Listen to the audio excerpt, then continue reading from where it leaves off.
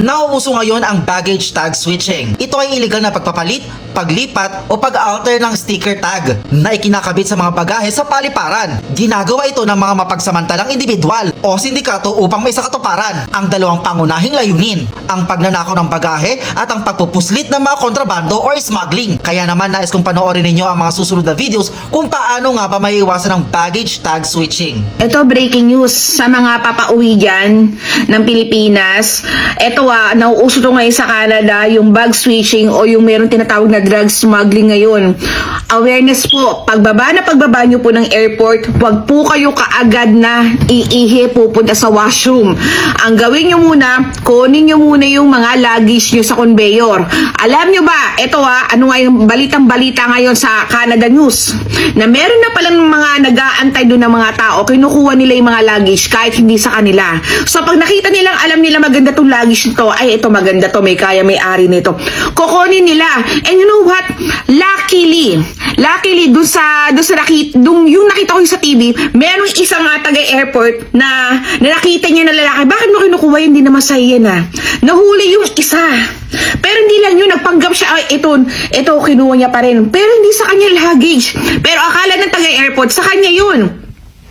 Kaya ito, awareness to, wag muna kayong iihi pagbaba nyo ng airport, kasi oo nga naman, ihi na tayo, galing natin ng aeroplano, talagang ihi tayo.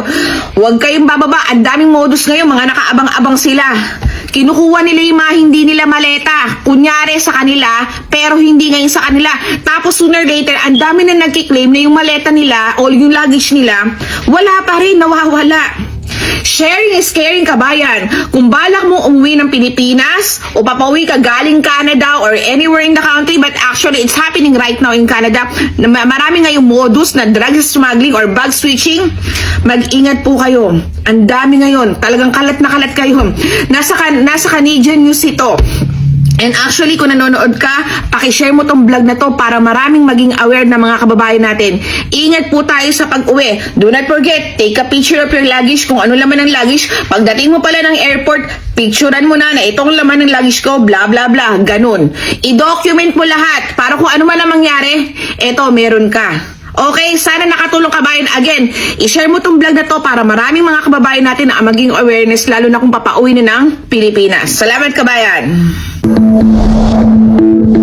Nagbabala ang Bureau of Customs sa nauuso ngayong modus sa airport abroad na tinatawag na baggage tag switching. Wala pang kaso ng ganitong scam sa Pilipinas, pero kamakailan lang, isang 66 anyos na biktimang Filipino-Canadian na bumiyahe mula Toronto patungong Maynila ang nakulong ng 24 na araw matapos ikabit ng sindikato ang kanyang baggage tag sa isang maletang naglalaman ng mahigit 24 na kilo ng shabu na nagkakahalaga ng 164 million pesos. Nilinaw naman ng Bureau of Customs na wala pang naitatalang kumpirmadong kaso ng baggage tag switching sa NAIA.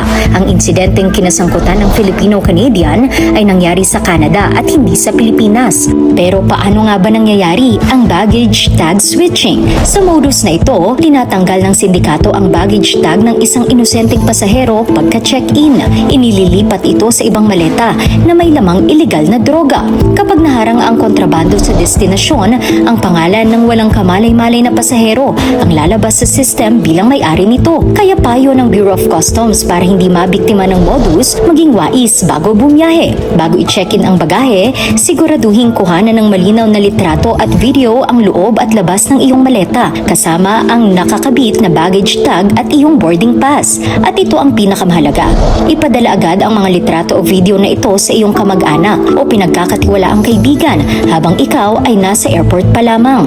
Gawin ito para mayroon kang digital backup at karagdagang ebidensya na hawak ng ibang tao sakaling kumpiskahin ng mga otoridad, masira o tuluyang mawala ang iyong sariling cellphone sa gitna ng investigasyon. Malaking tulong din ang paglalagay ng mga GPS tracking device sa loob ng maleta upang real-time mong makita sa iyong telepono kung nasaan na nga ba ang iyong totoong bagahe.